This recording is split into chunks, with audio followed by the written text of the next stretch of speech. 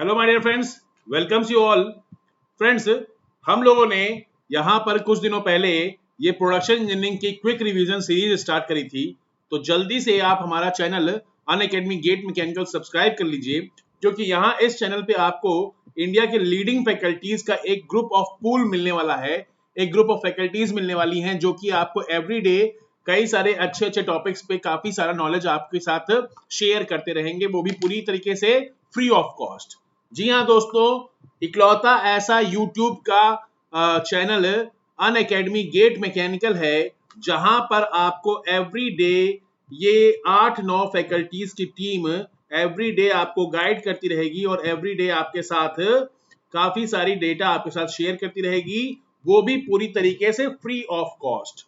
Okay friends, सारे faculties highly experienced, highly reputed institute से pass out हैं, अच्छे अच्छे रैंक ले आ चुके हैं एक से एक कॉम्पिटिटिव एग्जाम में। हमारी टीम के लीडर हैं यहाँ पर ये देवेंद्र सिंह नेगी सर।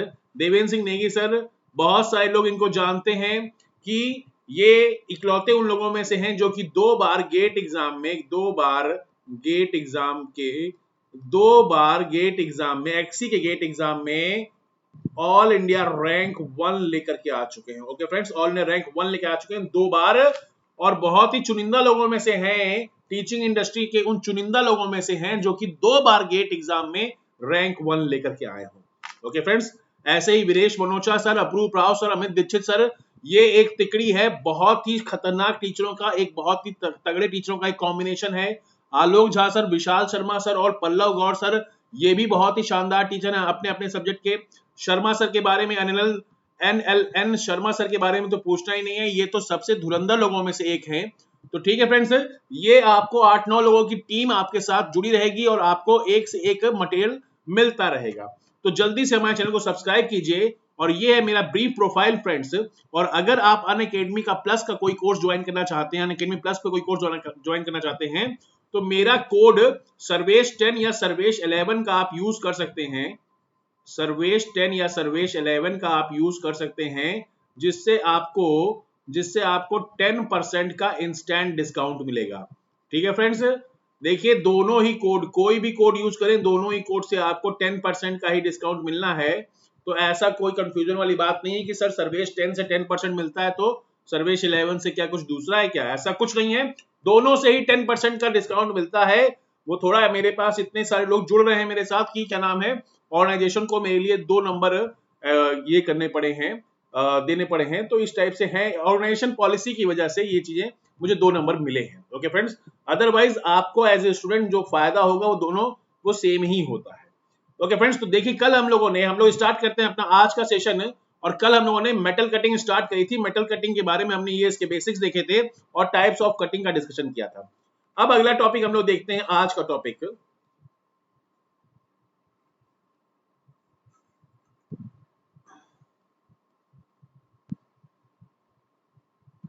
आज तारीख है 21 अप्रैल।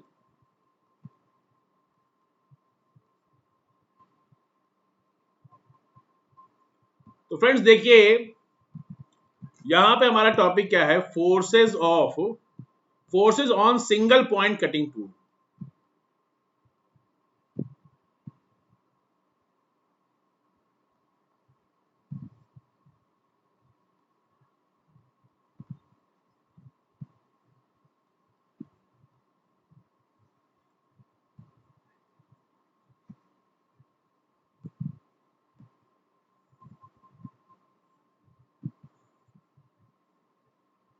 सिंगल पॉइंट कटिंग टूल पर आपको फोर्स देखने हैं। देखिए फ्रेंड्स, होता क्या है,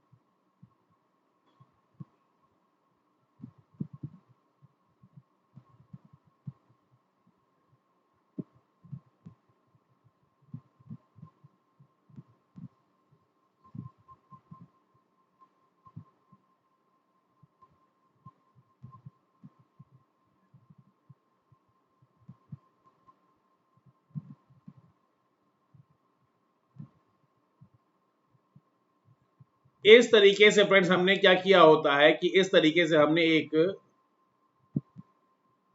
कटिंग टूल को ले जा करके हम लोग लगा देते हैं कहां पर, एक वर्क पीस के साथ, और ये कटिंग टूल बहुत ही हाई स्पीड पर रोटेट कर रहा होता है, और इस कटिंग टूल, ये वर्क पीस बहुत ही हाई स्पीड पर रोटेट कर रहा होता है, और इसके साथ जब एक रिजिडली होल्ड, ये कटिंग टूल को हम लोग रिजिडली होल्ड करके रखते हैं, ये अपनी जगह से कहीं हिलने वाला नहीं है, तो इसके ऊपर क्या इफेक्ट पड़ता है, कौन कौन से फोर्सेस ये झेलता है। देखिए फ्रेंड्स, इसमें क्या होता है, इसमें नीचे की डायरेक्शन में एक कटिंग फोर्स लगता है, वो होता है FC। ओके, एक कटिंग फोर्स लगता है, वो होता है FC। उसके बाद फिर ये यहां से यहां इधर साइड में टूल का फीड मोशन किधर है, इधर की ओर है, ये है फीड मोशन। ठीक है फ्रेंड्स, इस डायरेक्शन में। तो इसके अपोजिट डायरेक्शन में ये कटिंग टूल एक फीड फोर्स FF एक्सपीरियंस करता है। ओके, उसके बाद फिर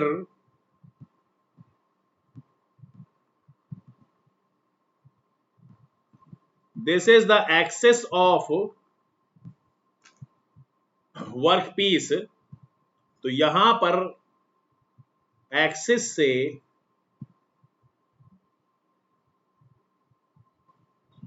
इधर जब आएंगे आप, इस कटिंग, इस रेडियस में जब बाहर की ओर आएंगे, तो ये एक तीसरा फोर्स आपको मिलता है, FR।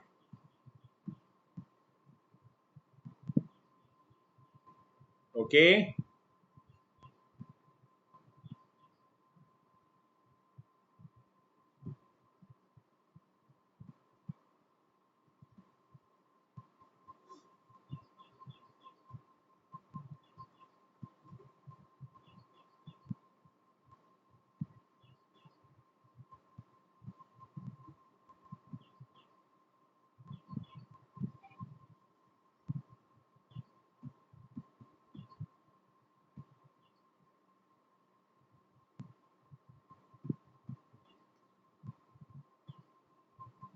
तो देखिए दोस्तों, होता क्या है, ये जो तीनों हमारे पास फोर्सेस आए हैं, FC,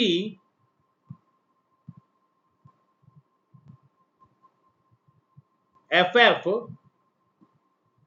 और FR, ये तीनों फोर्स मिल करके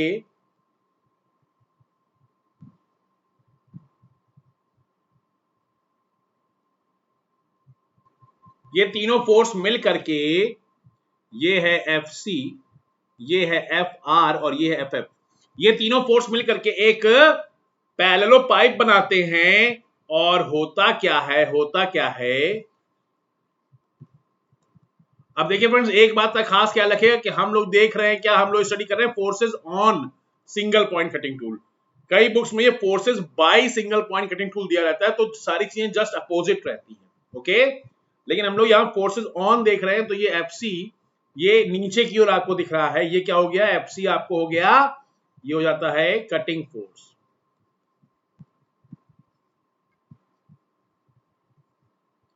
FF है हमारे पास फीड फोर्स।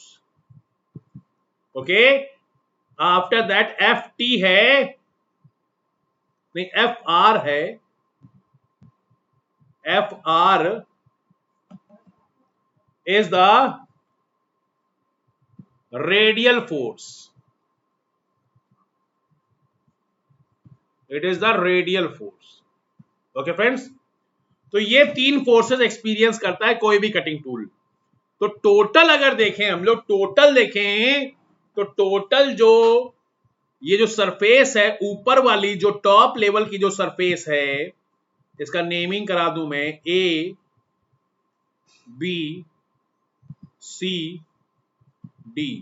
ये जो ABCD, जो टॉप लेवल वाली सरफेस है, इस सरफेस में मेरे पास ये जो टॉप लेवल वाली जो सरफेस है,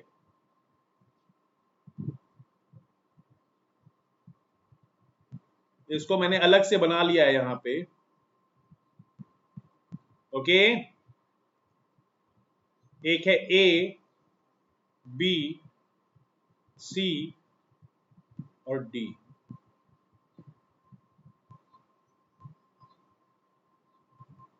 तो ये क्या हो गया, ए बी क्या हो गया, ए बी है,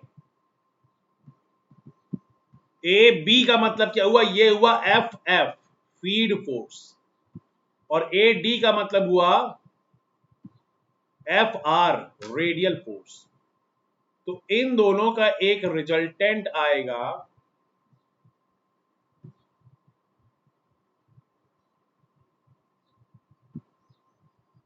इन दोनों का एक रिजल्टेंट आएगा कहां पर, ये इसी सरफेस पे एक रिजल्टेंट आएगा जिसको हम लोग कहते हैं F T. F T is the thrust force, ft is known as thrust force. It is acting perpendicular to this cutting surface. ये जो सरफेस है इसके परपेंडिकुलर ये एक्ट करता है, और it is the resultant of,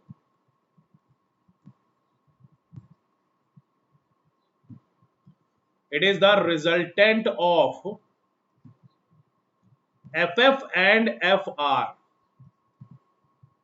ff and fr का resultant है, और किसके बराबर हो जाएगा ये ft,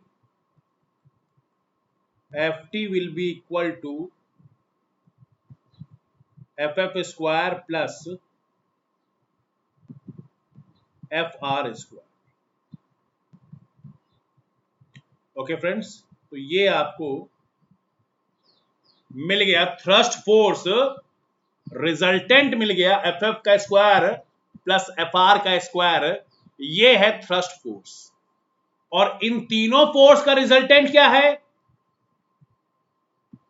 इन तीनों ही फोर्स का रिजल्टेंट हम लोग आर से रिप्रेजेंट करेंगे। और अगर ऊपर वाले स्क्वायर का नाम रखा है ए बी सी डी, नीचे वाले स्क्वायर का नाम रखते हैं पी क्यू आर एस, तो यहां पर ये रिजल्टेंट आर किससे रिप्रेजेंट होगा, कौन रिप्रेजेंट करेगा। फ्रेंड्स, यहां ए पॉइंट से अगर स्टार्ट कर रहे हैं हम लोग सब कुछ, तो ए से स्टार्ट करके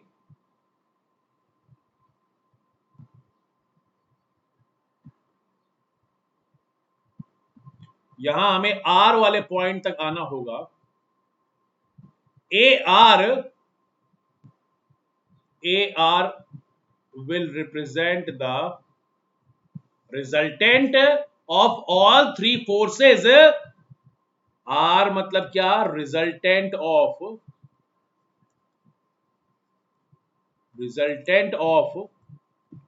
FC, FF and FR। in this diagram it is represented by AR, okay, and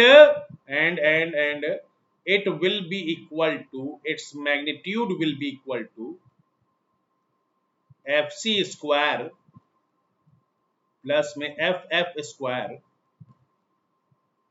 plus में fr स्क्वायर। ओके फ्रेंड्स, तो ये हो गया आपका रिजल्टेंट। तो ये चीजें आपको ध्यान में रखनी है, और इस तरीके से आपका चीजें होती जाएंगी, आप आगे बढ़ सकते हैं। आइए आगे देखते हैं।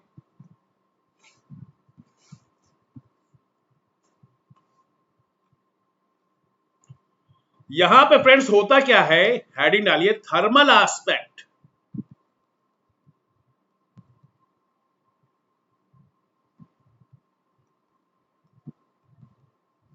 थर्मल एस्पेक्ट ऑफ मशीनिंग या metal cutting. Thermal aspect of machining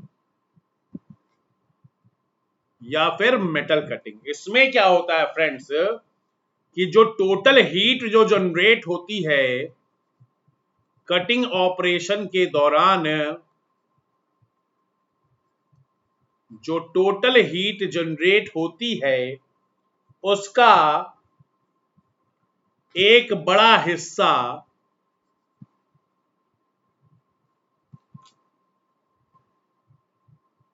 उसका एक बड़ा हिस्सा चिप्स के साथ बाहर निकल जाता है।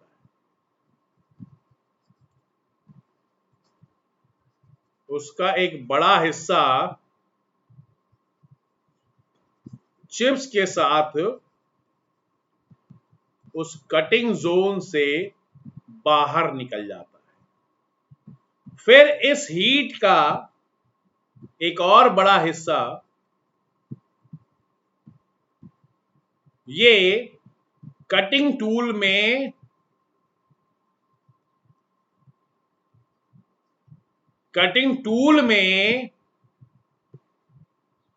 अंदर, कटिंग टूल के अंदर बचा हुआ रहता है, रिमेनिंग इन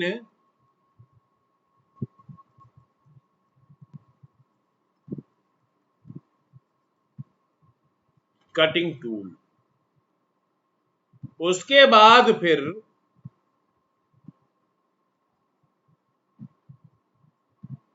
ये जो अमाउंट ऑफ हीट है इसका एक और बड़ा हिस्सा, बड़ा हिस्सा तो नहीं लेकिन छोटा सा इसका,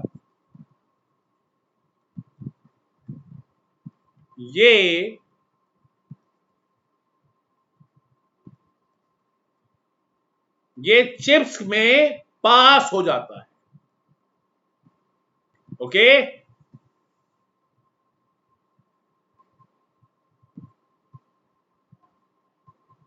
और ऐसे ही एक और अमाउंट ऑफ हीट का एक हिस्सा, ये कुछ हिस्सा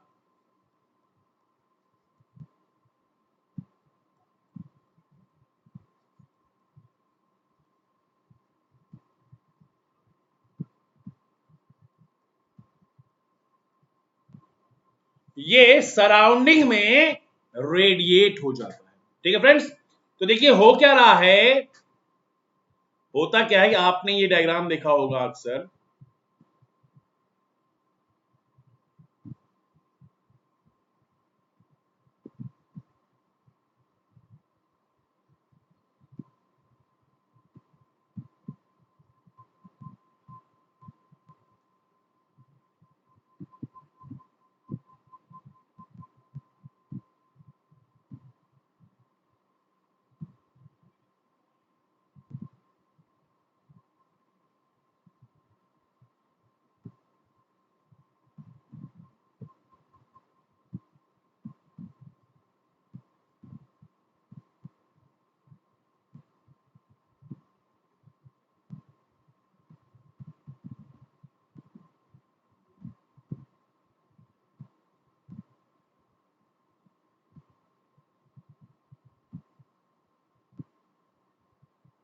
ओके फ्रेंड्स,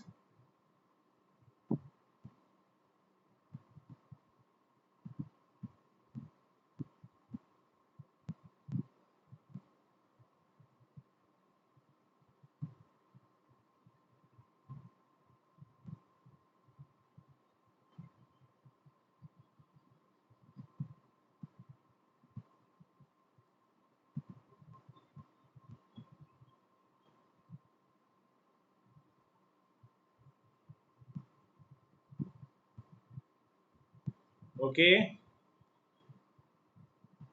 फ्रेंड्स, अक्सर आपने देखा होगा ऐसा कि ये ऐसा मेटल कटिंग का डायग्राम आपने देखा होगा, ये है वर्क पीस, यहां से ये वर्क पीस का मटेरियल आगे बढ़ रहा है, इसका ये इतना T1 थिकनेस का ये हो गया अनकट चिप थिकनेस। ओके, ये है shear plane, this is the shear plane. इस शीयर प्लेन के अलोंग वर्क पीस का मटेरियल डिस्प्लेस होता है, डिफॉर्म होता है, और रेक फेस, कटिंग टूल के रेक फेस के ऊपर से ये चिप्स के फॉर्मेट में बाहर निकलता रहता है। ये क्या है, ये है चिप्स, ये इस चिप की थिकनेस है T2। ओके, ये है कटिंग टूल। तो फ्रेंड्स देखिए, मैंने आपसे क्या कहा, यहां जो कटिंग हो रही है उसका एक हिस्सा चिप्स में जा रहा है। ओके, एक हिस्सा यहां चिप्स में आ गया, एक हिस्सा कटिंग टूल में जा रहा है। ये आ गया हमारा कटिंग टूल। ओके, एक हिस्सा, अरे रे रे रे, दोनों बार चिप्स चिप्स लिख दिया। Amount of heat away by chips, amount of heat remaining in cutting tool, amount of heat passing into work piece होगा डियर। देखिए, चीजें रिवाइज करने का यही फायदा होता है। पासिंग इनटू वर्क पीस, तो ये आपका हो गया third number. Passing into work piece, ये आ गया आपका थर्ड नंबर। कुछ हीट जो यहां पे हो रही है इस कटिंग जोन की, कुछ हीट ये यहां आ रही है वर्क पीस में, और कुछ हीट एटमॉस्फेयर में चली जा रही है। ठीक है, कुछ हीट एटमॉस्फेयर में सराउंडिंग में जा रही है, तो उसके लिए यहां पर ये सब जो है, ये आउटर जो भी है, ये सब सराउंडिंग ही है। यहां पर आपको ये नंबर 4, ये जो हीट पैदा हो रही है वो यहां जा रही है। ठीक है फ्रेंड्स, ये है, ये पॉइंट जहां पर वर्क पीस और कटिंग टूल का टिप कांटेक्ट में है। बेसिकली ये एक थोड़ा सा एरिया ये होता है आपका कटिंग जोन। ठीक है फ्रेंड्स, ये कटिंग जोन होता है। तो ये जो 1 लिखा है मैंने यहां पे, ये 1 यहां आ जाएगा। ये 2 लिखा है यहां पे, ये 2 बेसिकली यहां पे है। और ये 3 लिखा है, ये बेसिकली 3 भी यहीं पे है। ओके, और फिर यहीं पे जो एटमॉस्फेयर में जो बाहर का एरिया दिख रहा है आपको, बाहर का वॉल्यूम दिख रहा है, वो हो गया 4 नंबर सराउंडिंग। तो ये हीट कुछ वहां पर भी जा रही है। ठीक है फ्रेंड्स, अब इसमें होता क्या है कि, इसमें होता क्या है, जिस तरीके से यहां पर क्या था कि ये जो रिजल्टेंट फोर्स था, रिजल्टेंट फोर्स आर जो था, वो एफ सी, एफ एफ और एफ आर का रिजल्टेंट था। तो टोटल आर में से होता क्या था, टोटल आर में से 70% से 80% तक कंट्रीब्यूशन होता है एफ सी का। ओके, उसके बाद 10 से 15%, 10 से 20% तक था शायद, 10 से 20% तक का कंट्रीब्यूशन होता है एफ एफ का, और 4% से 6% तक का कंट्रीब्यूशन रहता है रेडियल फोर्स का। ठीक है फ्रेंड्स,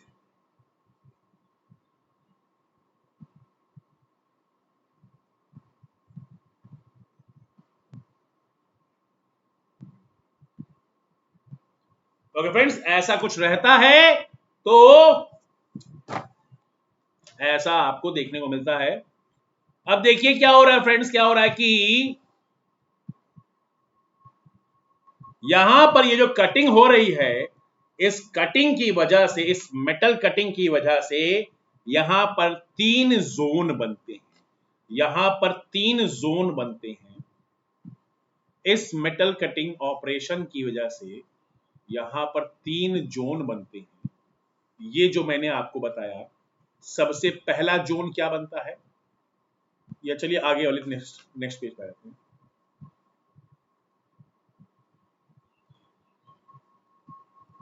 हेडिंग डालिए, distribution of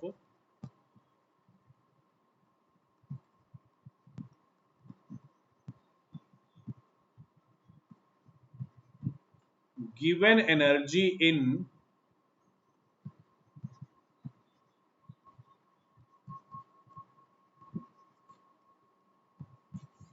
metal cutting, distribution of given energy in metal cutting। इसमें क्या है,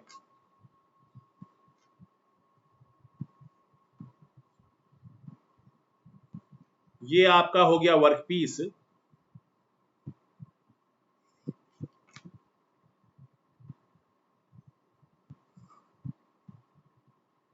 यह है कटिंग टूल,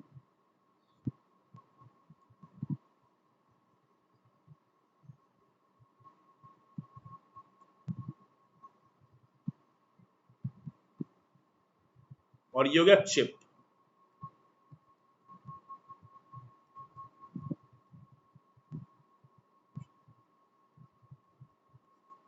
ओके, तो देखिए होता क्या है, ये जो जोन है, ये जो शेयर प्लेन वाला जो जोन है, जिसके अलोंग वर्क पीस डिफॉर्मेशन कर रहा है, वर्क पीस का डिफॉर्मेशन हो रहा है, ये जोन कहलाता है शेयर, ये जोन कहलाता है प्राइमरी जोन। ओके, ये जोन कहलाता है प्राइमरी जोन, नंबर 1 से रिप्रेजेंट कर रहे हैं इसे।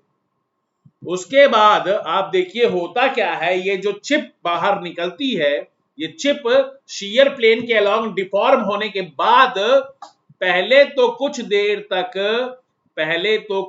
तक कटिंग टूल के ऊपर स्लाइड करते हुए बाहर निकलती है, कटिंग टूल के पैरेलली बाहर निकलती है। लेकिन आपने जब भी कभी ये डायग्राम देखा होगा तो इसी टाइप का कुछ देखा होगा। कभी भी आपने इस डायग्राम को आपने कभी भी किसी भी बुक में कुछ इस टाइप का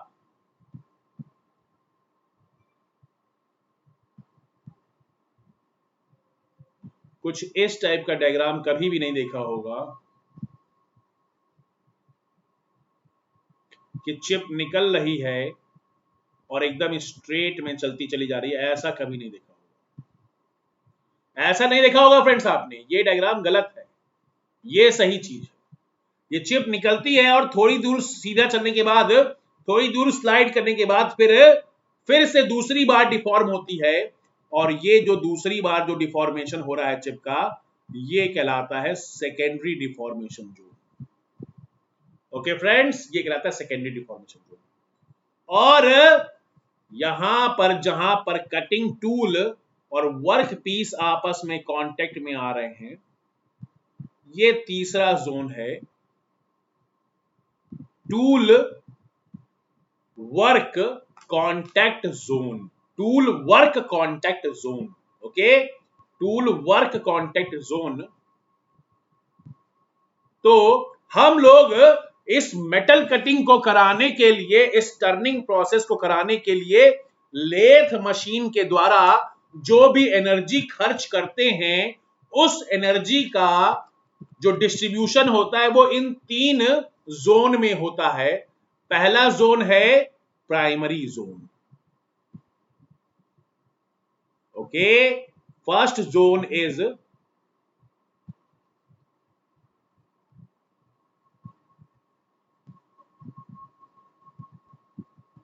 primary zone.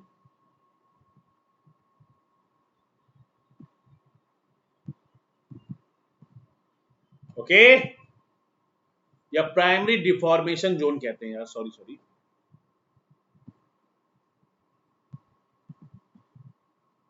Primary deformation zone. Okay, ये प्राइमरी डिफॉर्मेशन जोन जो है, इसमें टोटल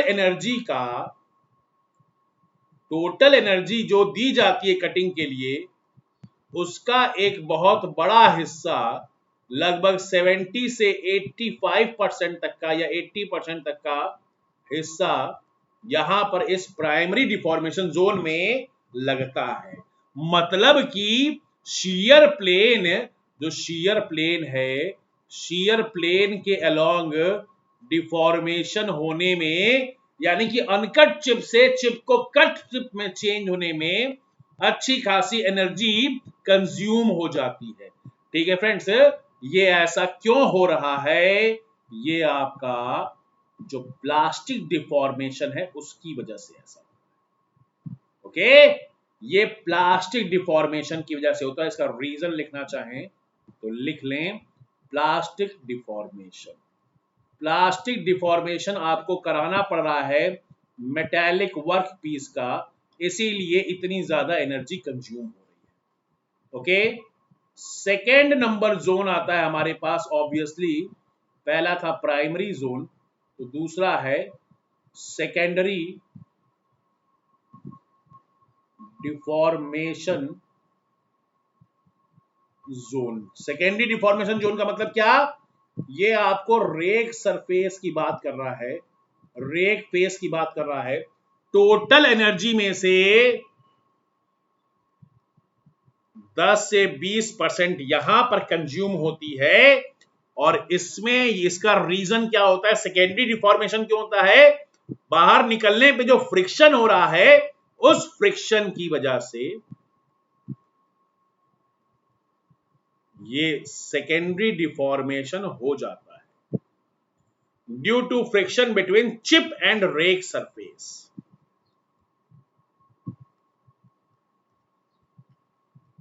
चिप एंड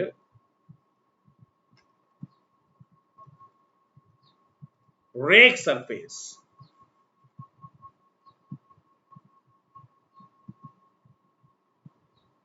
ओके। और तीसरी चीज है, तीसरा जोन आता है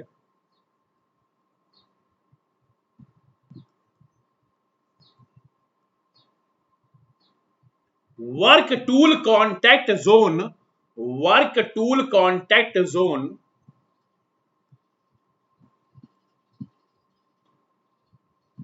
इसका क्या मतलब है? ये टोटल का 2 से 5% फ्रैक्शन आता है इसमें, क्योंकि ये क्या हो रहा है, ये तो लगातार बदल रहा है डियर। तो ये यहां से जब मैक्सिमम तो यही दोनों चला गया, तो थोड़ा बहुत कुछ बचा रहता है, वो वर्क पीस में आता है। वर्क आप कटिंग के दौरान आधे घंटे कटिंग कराइए, आप मेटल कटिंग कराइए, कटिंग टूल और वर्क पीस की। आधे घंटे कटिंग कराने के बाद आप टूल को टच करेंगे तो वो अच्छा खासा गर्म होगा। ओके, टूल को टच करेंगे तो उसका टेम्परेचर अच्छा खासा हाई होगा, लेकिन वर्क पीस को टच करेंगे या चिप को टच करेंगे तो उसका टेम्परेचर कुछ खास हाई नहीं होगा। वर्क पीस का तो एकदम ही बहुत ही नील होगा, अबाउट टू नील होगा। चिप का थोड़ा सा गर्म हो सकता है, लेकिन टूल जो होता है वो अच्छा खासा उसमें हीट रहती है। ओके, टूल में अच्छी खासी हीट रहती है। क्यों? क्योंकि ये जो पहले तो देखिए चिप में मैक्सिमम, ये जो चिप जो जहां प्रोड्यूस हो रही है वहां पे मैक्सिमम हीट बन रही है, वहां मैक्सिमम एनर्जी कंज्यूम होती है। ओके, उसके बाद फिर ये जो चिप है, एक इधर साइड से तो क्या कहते हैं शेयर प्लेन से, और इधर साइड से रेक सरफेस से, इन दोनों जगहों पे इस चिप का कंट्रीब्यूशन है, तो दोनों तरफ से इसको हीट मिल रही होती है। लेकिन पे चिप लगातार प्रोड्यूस हो रही होती, लगातार बन रही होती है। और इस डिफॉर्मेशन जोन जो देखा जाए, ये जो आपका डिफॉर्मेशन जोन जो या कटिंग जोन जो भी है, इस कटिंग जोन में से क्या होता है कि लगातार ये टूल आता, ये वर्कपीस आता रहता है और चिप्स के फॉर्मेट में लगातार बाहर निकलता रहता है। तो ये चेंज हो रहा होता है लगातार। तो हर बार, हर 1 सेकंड के बाद आप देखो तो यहां पर इस कटिंग जोन में एक नया चिप का मटेरियल आ गया होता है। तो जो हीट होती है वो बार बार चिप में अलग अलग जगह पे डिस्ट्रीब्यूट हो रही होती है। ऐसा ही यही काम आपके वर्कपीस के साथ भी होता है, लगातार यही जो अनकट मटेरियल है वो लगातार आगे बढ़ता जाता है। ओके, तो ये भी चेंज हो रहा होता है, तो ये भी इसका भी टेम्परेचर, यहां तो हीट ही बहुत कम जा रही है, 2 से 5% हीट जा रही है, लेकिन पे तो इसका तो ऑब्वियसली वैसे ही सबसे कम होना ही था टेम्परेचर। और यहां बीच वाले में अब होता क्या है कि सबसे ज्यादा हीट जाती है चिप में, और हीट जो सब परसेंटेज के हिसाब से हीट आती है वो आती है टूल में। तो टूल का टेम्परेचर कैसे हाई हो जाता है? वो इसलिए क्योंकि टूल आपका कॉन्स्टेंटली उस कटिंग जोन में प्रेजेंट रहता है। ओके, जैसे कि मान लीजिए मैंने कहा कि 100 जूल हीट पैदा हुई, 100 जूल हीट पैदा हुई, उसमें से 80 जूल चली गई कहां पे? चिप में। ओके, उसके बाद फिर 17 जूल चली गई कहां पे? या 16 जूल चली गई, लेट अस सपोज 16 जूल चली गई किसमें? टूल में। और 4 जूल गई वर्क पीस में। ओके फ्रेंड्स, अब ये तो था टोटल हीट के लिए। अब मैं इसको अगर जूल पर सेकेंड में चेंज कर दूं, 100 वाट में चेंज कर दूं, तो इसका 80 वाट यहां आया, 16 वाट यहां आया, और 4 वाट यहां गया। 80 वाट चिप में, 16 वाट टूल में, और 4 वाट वर्क पीस में आया। अब होगा क्या फ्रेंड्स? होगा ये कि आपको, होगा ये कि आपको, क्योंकि चिप तो लगातार हर सेकंड पे चेंज हो रही है, तो ये तो 80 की हीट लेके गया। इसमें किसी भी एरिया में जो हीट एक्यूमुलेशन हुआ वो 80 जूल का हुआ। यहाँ पे ये भी लगातार चेंज हो रहा है और ये तो मिनिमम है ही, तो ये तो मिनिमम रहेगा ही, लेकिन ये लगातार कॉन्स्टेंटली बना हुआ है। और आपने अगर मान लीजिए 10 मिनट तक भी कटिंग कराई, या आपने अगर क्या कहते हैं 10 सेकंड के लिए भी कटिंग आपने कराई है, 10 सेकंड में ही इस एरिया में 16 इंटू 10 मतलब कि 160 जूल की हीट आ चुकी होगी। तो कटिंग टूल में सिर्फ 10 सेकंड में ही ये जो है कटिंग टूल का जो टेम्परेचर है वो आगे निकल गया चिप से। अब ये हर सेकंड के बाद बढ़ता जाएगा कटिंग टूल का टेम्परेचर, क्योंकि वहां पर हीट जो है वो एक्यूमुलेट होती जा रही है। ठीक है फ्रेंड्स, तो ये एक इंपॉर्टेंट कॉन्सेप्ट था जो कि आपको पता रहना चाहिए, I hope.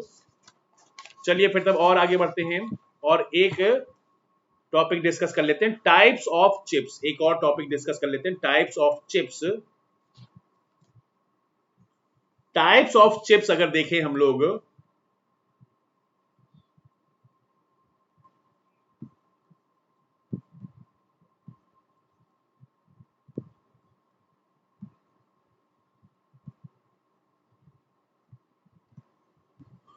Types of chips अगर देखते हैं तो यहां पर देखिए कटिंग में होता क्या है कि हमारे पास 3 टाइप की चिप्स पैदा होती हैं।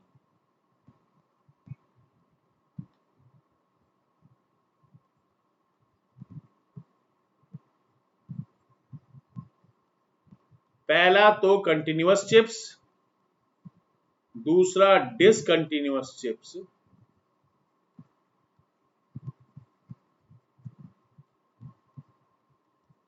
और तीसरा continuous chips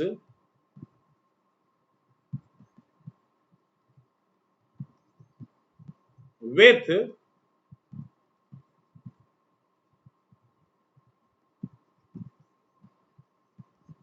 built up as.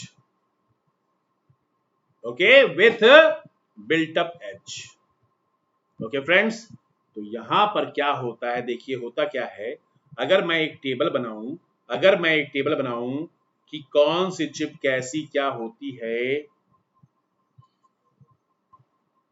अगर मैं एक टेबल बनाऊं तो उसमें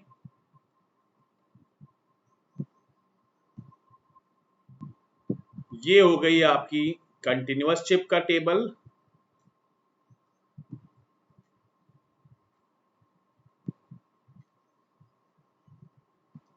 ये हो गया डिसकंटिन्यूअस चिप के लिए,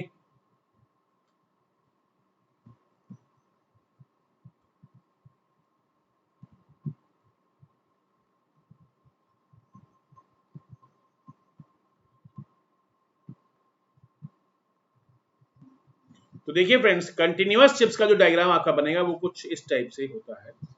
छोटे छोटे में बना लीजिए, रेफरेंस के लिए सही रहता है। बाद में कभी आप 2-4 महीने बाद जब अपने नोट्स खोलें तो आपको चीजें डायग्राम देख के आसानी से याद आ जाती हैं।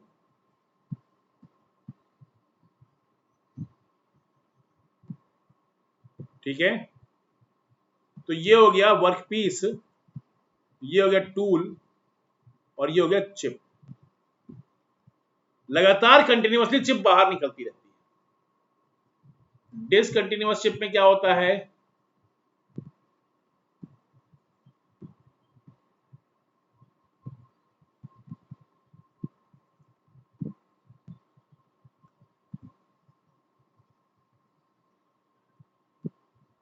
ऐसा कुछ। ठीक है फ्रेंड्स, ये टूटी फूटी चिप्स निकल रही हैं, लगातार जुड़ी हुई नहीं है। और तीसरी एक चीज आती कि चिप तो कंटिन्यूअस है लेकिन इसमें एक बिल्टअप एज जैसा भी कुछ बन रहा है, कुछ एज पर कुछ बिल्टअप हो रहा है, जहां कटिंग एज जो है, कटिंग एज पर समथिंग बिल्टअप, कुछ बन रहा है वहां पर अलग से।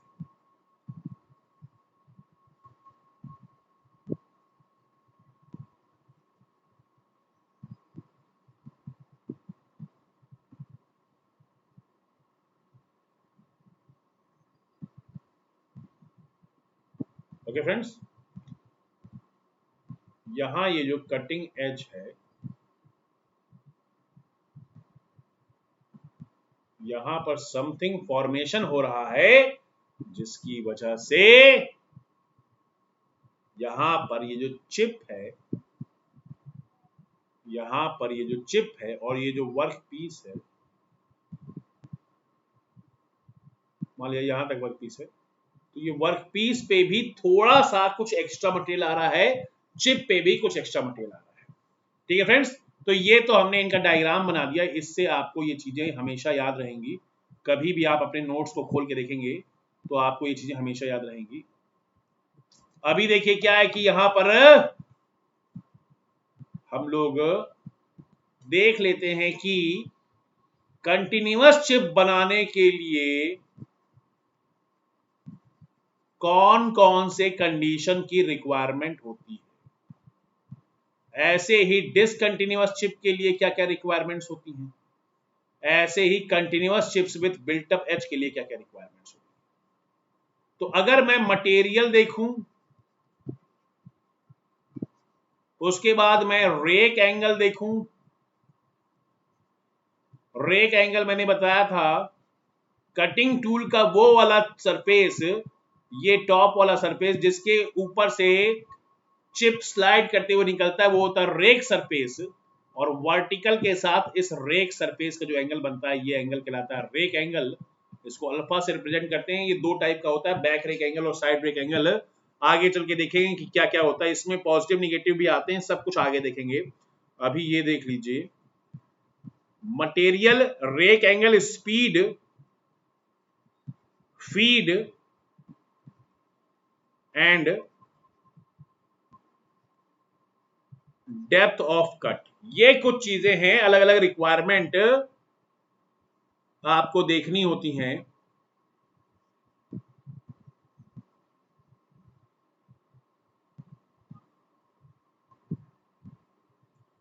तो मटेरियल, कंटिन्यूअस चिप का मटेरियल क्या होता है, डक्टाइल होता है। कंटिन्यूअस चिप का मटेरियल डक्टाइल होता है। डिसकंटिन्यूअस चिप के लिए आपको ब्रिटल मटेरियल में डिसकंटिन्यूअस चिप देखने को मिलती है। और यहां continuous chip with built up edge में आपको फिर वही डक्टाइल मटेरियल के केस में continuous chip with built up edge बनता है। ओके, रेक एंगल जब लार्ज हो, स्पीड आपकी हाई हो, यहां पे फीड लो हो और डेप्थ ऑफ कट भी लो हो, तो आपका ये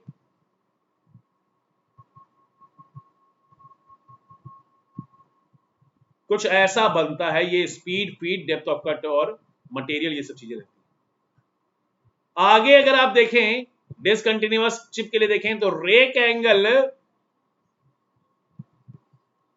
स्मॉल होना चाहिए, स्पीड, कटिंग स्पीड कम होनी चाहिए, फीड रेट हाई होना चाहिए, डेप्थ ऑफ कट भी हाई होना चाहिए। ये सब कुछ स्पेशल रिक्वायरमेंट होती है। ऐसे ही rake angle, small rake angle,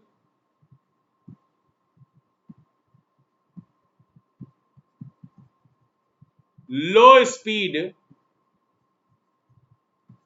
high feed rate and high depth of cut. तो देखिए फ्रेंड्स, ये 15 क्वेश्चंस का ये एक ऑब्जेक्टिव क्वेश्चंस का ये एक सेट बन गया आपके पास। 15 क्वेश्चंस का ये आपके पास एक सेट बन गया है, जहां पर क्या होता है कि ये अक्सर क्वेश्चंस पूछे जाते हैं। ये तो अगर रिक्वायरमेंट, और रिक्वायरमेंट के बाद फिर एक और चीज आती है इफेक्ट, कि कंटिन्यूअस चिप में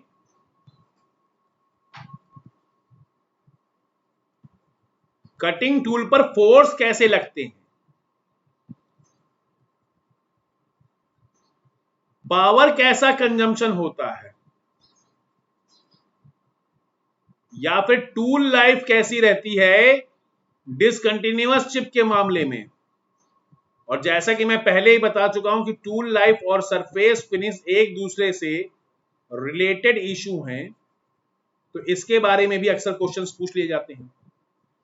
इफेक्ट अगर देखें हम लोग, तो कंटिन्यूअस चिप्स में स्टेडी फोर्सेस हमें देखने को मिलते हैं। कंटिन्यूअस चिप में स्टेडी फोर्सेस देखने को मिलते हैं। डिसकंटिन्यूअस चिप में अनस्टेडी फोर्सेस देखने को मिलते हैं। अनस्टेडी लेकिन पे हाईली अनस्टेडी। वहीं कंटिन्यूअस चिप बिल्टअप एज में इसमें भी अनस्टेडीनेस होती है, लेकिन अनस्टेडीनेस का लेवल बड़ा स्मॉल होता है। जैसे यहां पर क्या था, डिसकंटिन्यूअस चिप स्टडी कटिंग, ये कंटिन्यूअस चिप में स्टेडी फोर्सेस आ रहे हैं, मतलब कि अगर 100 न्यूटन लग रहा है लगातार, तो लगातार 100 ही लगता रहेगा। वहीं इसमें डिसकंटिन्यूअस चिप में क्या होता है कि बार बार 100 फिर 0 फिर 100 फिर 0 फिर 100 फिर 0 ऐसा होता है। जबकि continuous chip with built up edge में 100 से 90, 90 से 120, 120 से 80, 80 से 110, फिर 95, फिर 105, इस तरीके से एक छोटी रेंज रहती है 25, 30, 40 की। उसी में ये continuous chips with built up edge वाले केस में ये फोर्सेस ऊपर नीचे होते रहते हैं। लेकिन यहां पर तो डिसकंटिन्यूअस चिप में सीधे 100 से सीधे 0 और 0 से सीधे 100 हो रहा होता है, तो बहुत हाई अनस्टेडीनेस होती है। पावर कंजम्पशन अगर देखें तो पहले केस में स्टेडी फोर्सेस होने की वजह से लेस सबसे कम होते हैं, यहां पर काफी ज्यादा पावर कंजम्पशन होता है क्योंकि अनस्टेडी, हाईली अनस्टेडीनेस है, और यहां पर मीडियम लेवल में, मतलब कि कंटिन्यूअस से ज्यादा और डिसकंटिन्यूअस से कम। टूल लाइफ अगर देखें तो टूल लाइफ सबसे ज्यादा अच्छी यहां पर मिलती है। ओके, यहां पर पुअर टूल लाइफ या लेस टूल लाइफ यहां सबसे कम मिलती है, और यहां पर ये मीडियम लेवल का मिलता है। ओके, और जहां पर टूल लाइफ अच्छी हो गई, वहां पर सरफेस फिनिश भी बेटर हो गई, गुड सरफेस फिनिश हो गई। जहां पर टूल लाइफ खराब है, वहां पर सरफेस फिनिश भी रफ है, या फिर गुड या फिर स्मूथ लिख लीजिए इसको। ओके, वेरी स्मूथ, ये हो गया रफ, और वो वेरी स्मूथ था पहला वाला, तो ये वाला मीडियम या फिर स्मूथ लिख सकते हैं। ओके,